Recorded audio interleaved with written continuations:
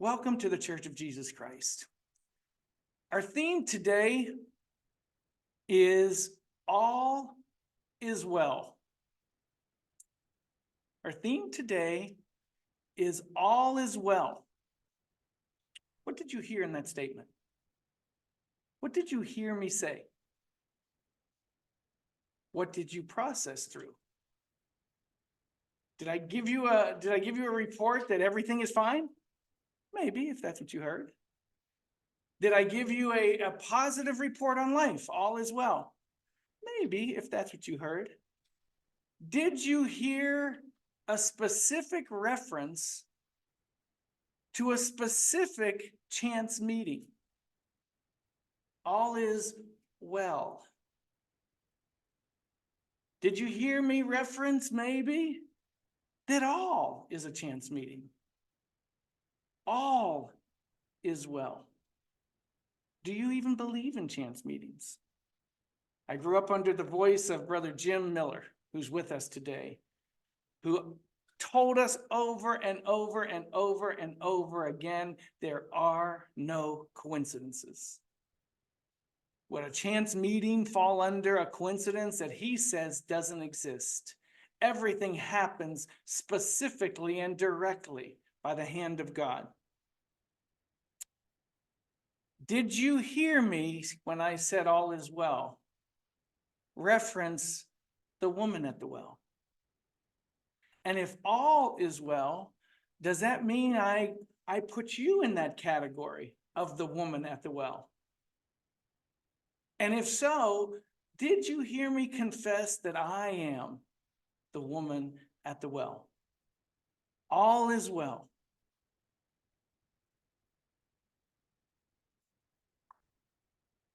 Here's an interesting question that may stir up some thoughts. What do you know about the woman at the well? With the hands raised, how many of you know the name of the woman at the well? Don't strain. It is not given. The woman at the well is only captured as a story, as an account of a real happening, a true account in one gospel. And I thought of that. I contemplated that for a while, and I thought to myself, well, maybe it's because the disciples weren't there for the majority of this encounter. They were away, and we read that in the encounter, in the account. So then I wonder if this was asked about afterwards. Tell us what was going on there when he sat with them. And if so, why only one of the four gospels did the author bring it forward? So then I wonder if this was a one-on-one between Jesus and the beloved Apostle John. Maybe. I don't know any of these. I'm only asking questions that I have no answers to. This was just my kind of meandering through. I wonder why.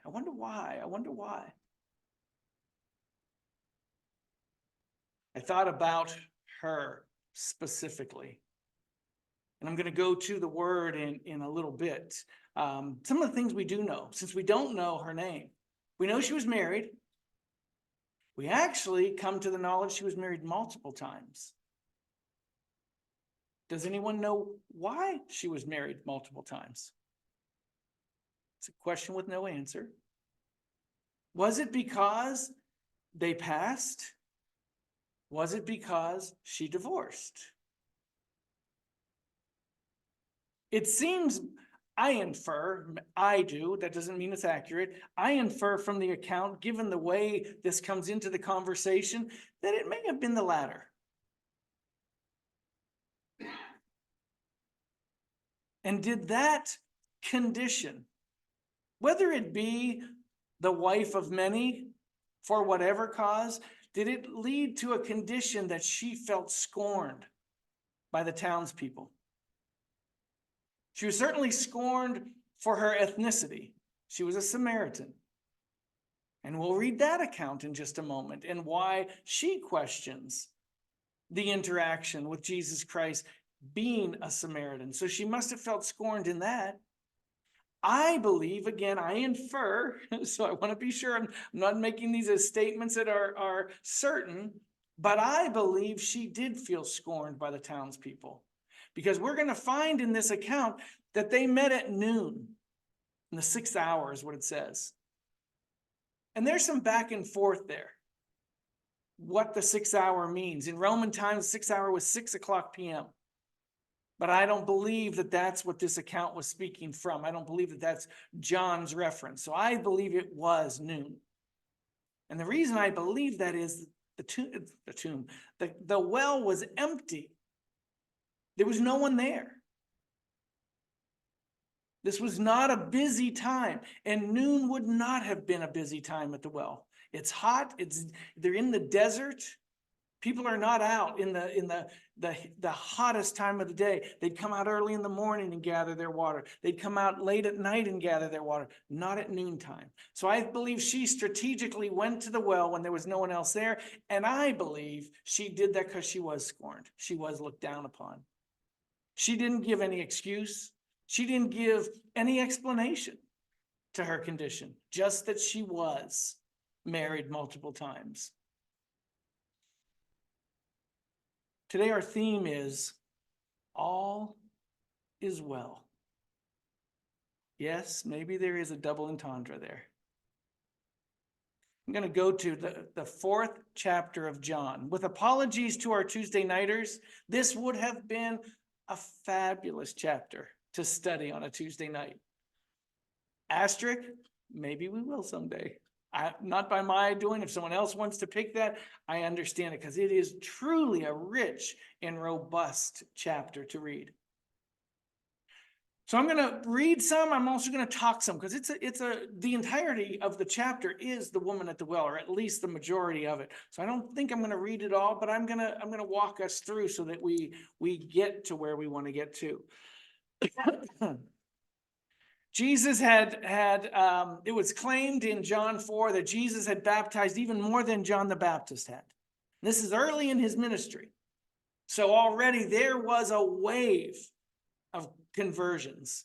It even points out, and I hope you'll read John 4 when you get home, or if you're at home later on today. If you read that, you'll find that it says, but Jesus baptized none.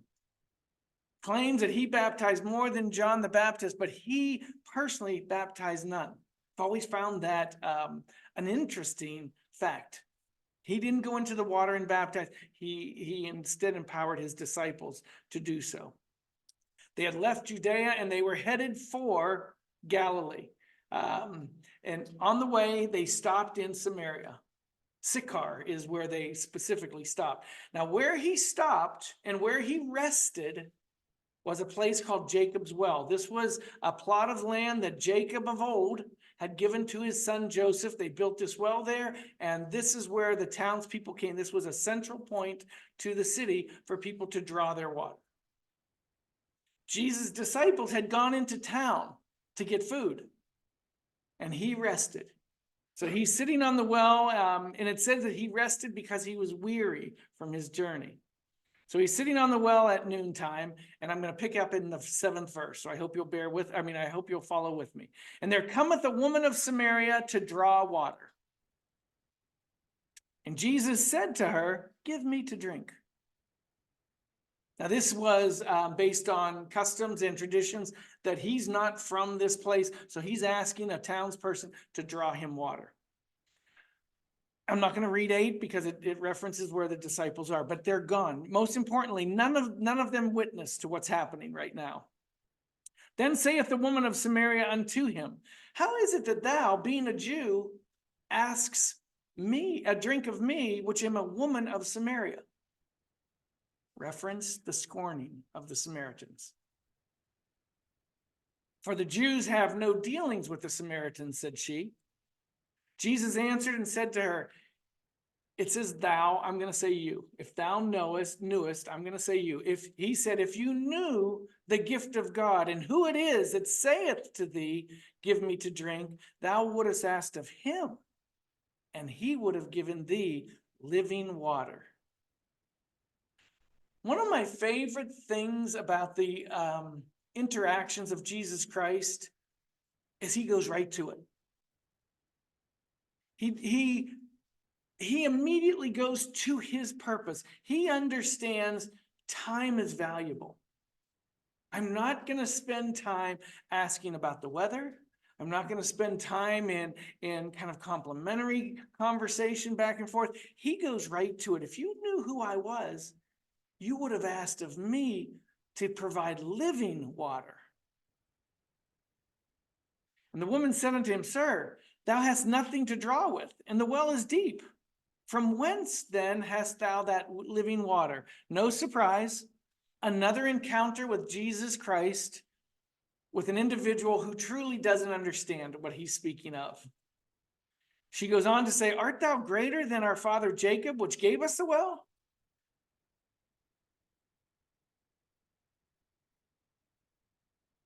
And Jesus answered and said, Whosoever drinketh of this water shall thirst again. But whosoever drinketh of the water that I shall give him shall never thirst. But the water that I shall give him shall be in him a well of water springing up unto everlasting life. Our theme today, all is well.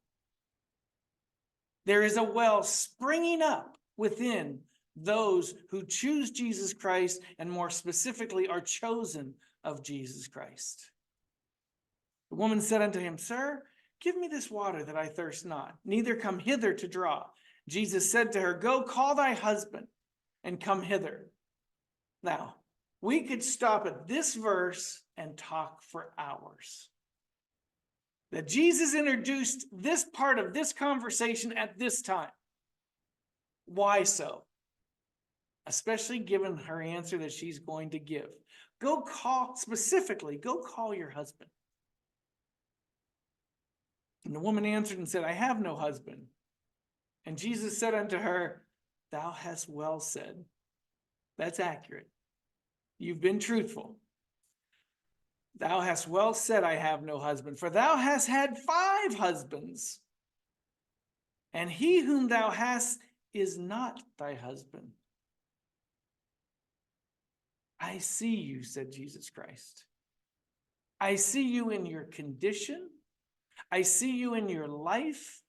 I see who you are to the core that maybe no one else sees. I see you in your pain. I see you in your lost condition. I see you in your sinful state. Said Jesus the Christ to me when I was at the well. Now this he says to the woman at the well. But he said these same things, or like some of these same things, to each one of us. When we found one another in that chance meeting at the well, he said all these same things to each of you. I want you to place yourself sitting at the well.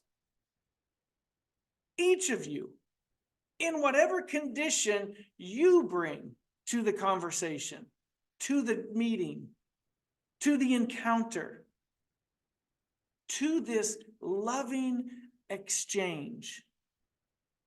What you're not going to hear is judgment. What you're not going to hear is condemnation. What you're not going to hear is scorn. You may hear direct assertiveness, but in no way is he rejecting her or discarding her, as so many do. She must have felt rejected. She must have felt discarded. She must have felt lesser than. Maybe even embarrassed. I don't know any of these things, but she must have felt these things.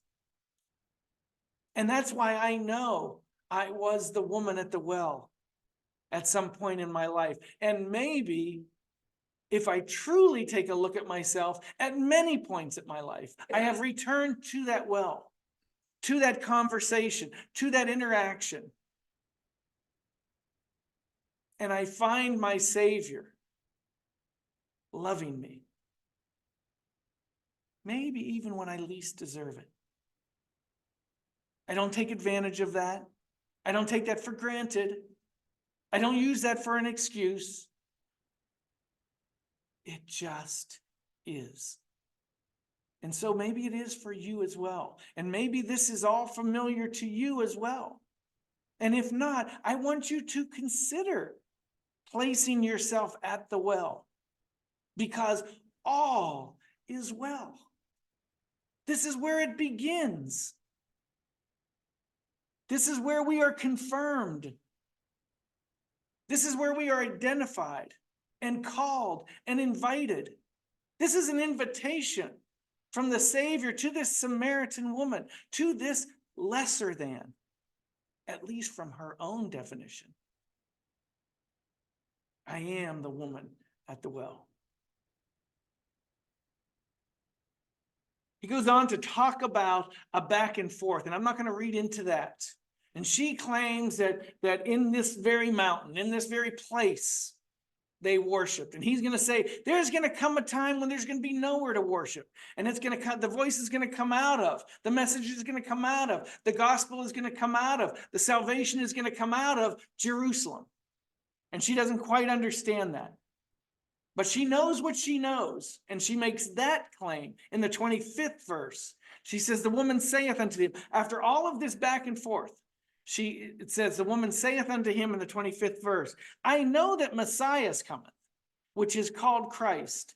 When he is come, he will tell us all things. She's not arguing about Jerusalem. She's not arguing about this not being the place and that being the place, but she's saying, what I do know, though, is that the Savior is on his way.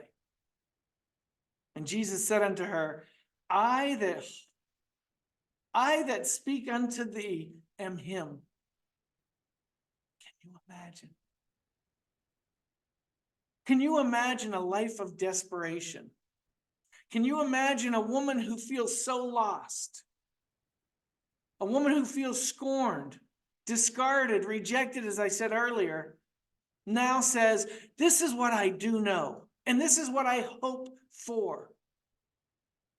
There will be a Jesus the Christ. There will be a Messiah.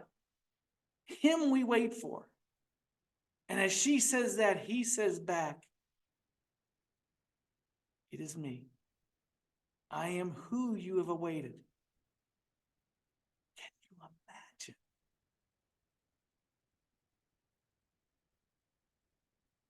I that speak unto thee am he. And upon this came his disciples and marveled that he talked to her. This Samaritan, this lesser than. And if they knew about the 5 husbands, they would have yanked him from that spot maybe. Get away. You might be guilty by association. We stay away from them.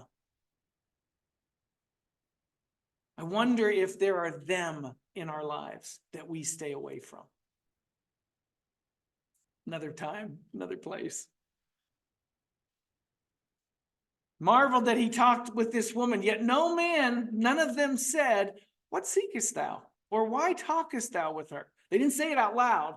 They just marveled. What he's doing. The woman then left her water pot. They came in, and maybe conditioned behavior. When crowds come in, she flees. She gets away. She doesn't want to see those looks that she gets. I've talked to many of my friends who have felt the look, where people look with scorn for whatever reason. Ethnicity, culture, religion, color, gender, for whatever reason. They know the look. So I believe maybe as the men came in and returned with food, she saw them come in. Maybe she saw them looking at her, and it says she left.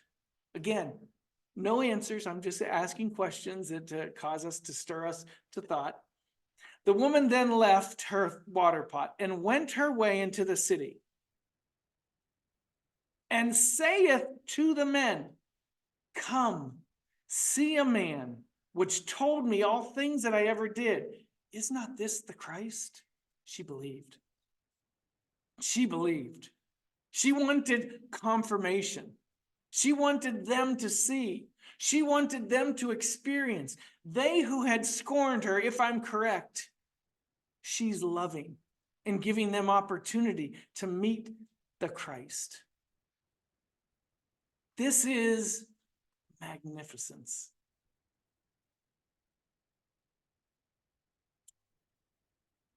Then they went out of the city and came unto him.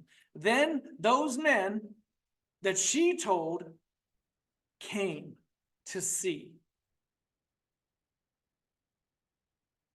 And now I say, I was that woman at the well in meeting Jesus Christ. But this woman that became, I can only pray I was her. That I was stirred to conviction and brought others to see this man who must be the Christ. That's what she did. One meeting, one encounter.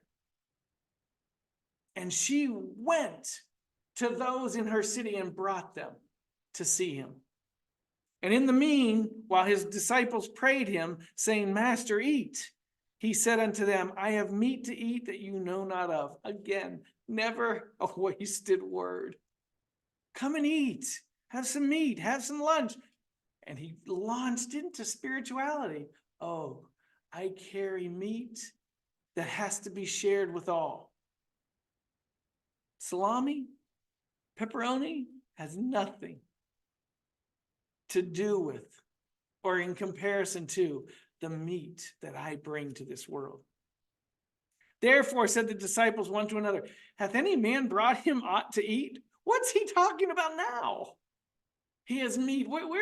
While we were gone, did someone else bring him lunch? That's what they're asking. Jesus said, my meat is to do the will of him that sent me and to finish his work. I'm going to ask you to continue to read the 4th chapter of John. Finish the 4th chapter of John. See it. There's much here. I'm not going to continue on. The meat of the chapter has been shared, at least to the message today. The message today, all is well. Everything takes us back to the well. Everything. My well was in Kansas at a camp out with no other family members there. When I finally made my decision and was accepted, because I had asked for my baptism a year prior. So here it is, 1976, I asked for my baptism and they allow for. And they asked, who do you want to baptize you? I had no one there. That was my well. Chance meeting? No. Brother Jim will say, no, there is no chance meetings. There are no coincidences. Whatever you want to call that encounter, I had mine in Kansas, 1976. What do we know about the woman? We know she listened to Jesus. We know that. We don't know her name. We don't know where she lived. We don't know who this 6th man was. We know she wasn't married to him. We know of her boldness to tell others. We know she fell in love at the well. We know she fell into dedication at the well. And I'm going to finish the story of the woman at the well in a moment, because I never knew the story of the woman at the well and where it finished. We know she was counseled by Jesus Christ. We know she received that counsel. I believe she was lost when he found her.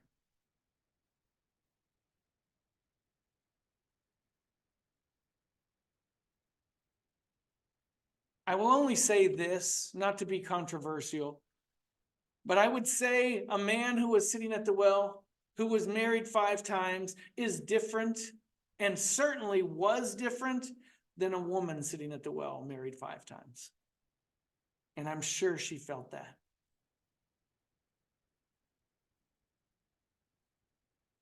What became of this woman who was so changed at the well? I never knew. So I did a study this week. I wanted to know whatever became of her. I first wanted to know her name. There is no account for her name. But I wanted to know what became of her. At that time, the Emperor Nero was capturing the followers of Jesus Christ, imprisoning them, trying them, convicting them, and putting them to death.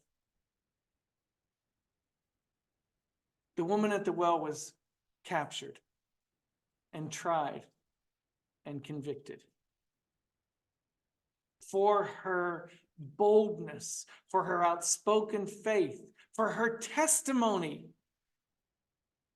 I am he who comes into moments when there's an opportunity to give my testimony, and sometimes I'm silent when I should be bold.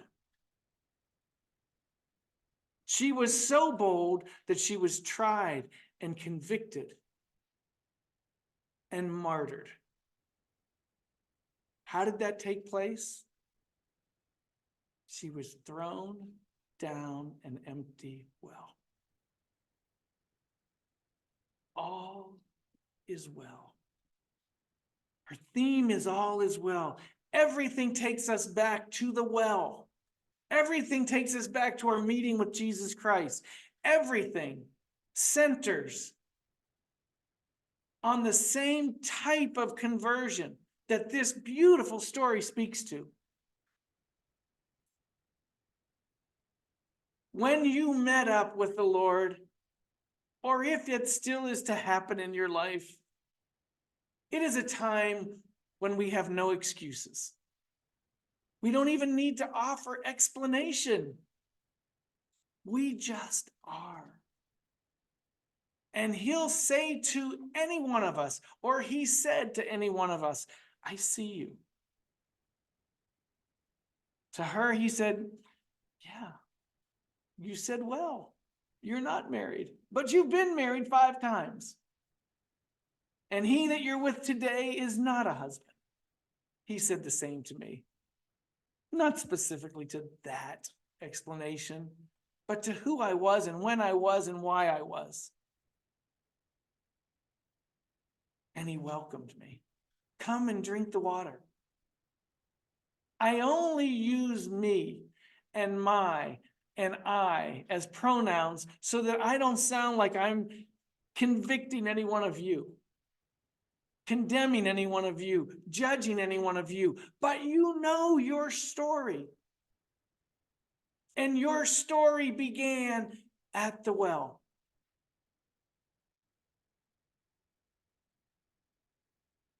Thank God for the well. Today our theme is all is well. And if you did drink at the well, and if you do continue to drink those living waters, then you can apply any definition you want. Certainly, all is well by way of your condition and your love for the Lord. May the Lord bless each one of you, is my prayer.